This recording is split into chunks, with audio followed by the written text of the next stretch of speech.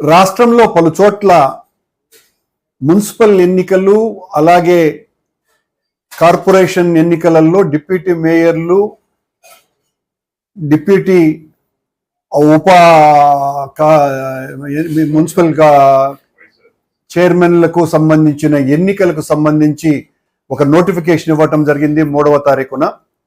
ముఖ్యంగా తిరుపతిలో జరుగుతున్నటువంటి డిప్యూటీ మేయర్ ఎన్నికకు సంబంధించి మా పార్టీ అభ్యర్థిగా మేము ఎం శేఖర్ రెడ్డి అనేటువంటి వ్యక్తిని నిలబెట్టడం జరిగింది.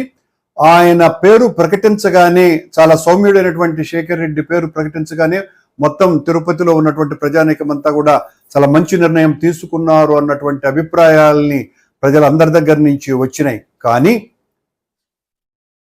తెలుగుదేశం పార్టీకి, జనసేన పార్టీకి, బీజేపీ పార్టీకి సంబంధించినటువంటి స్థానిక నేతలు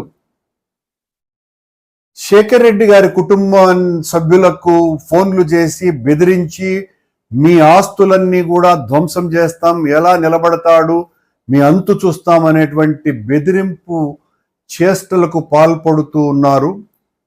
ఇలాంటి ఉడత బెదిరింపులకు భయపడే వాళ్ళు ఎవ్వరము లేమిక్కడ.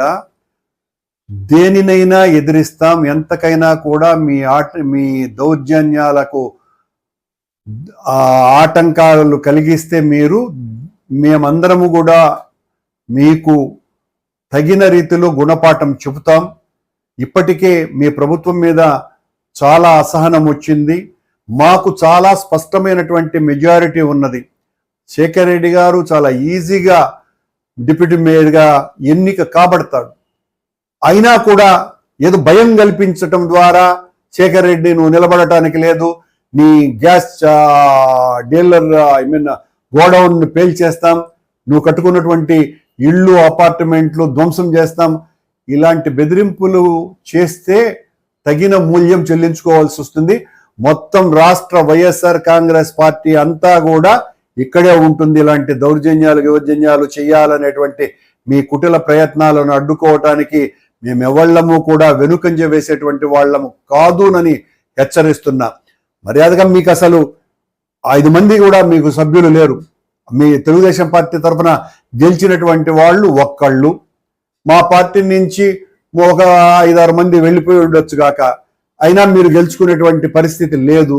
లేకుండా మీరు మా అభ్యర్థిని బెదిరించి నువ్వు నిలబడడానికి లేదు అని ఇలా బెదిరిస్తే మేము మరింత గట్టి పడతామే తప్ప భయపడి పారిపోయేటువంటి పరిస్థితి ఉండదని, దీని మీద ఒకవైపున వీధి పోరాటము చేస్తాము, మరొక వైపున ఆయన మీద ఏదైనా చేస్తే న్యాయ పోరాటము చేస్తాము.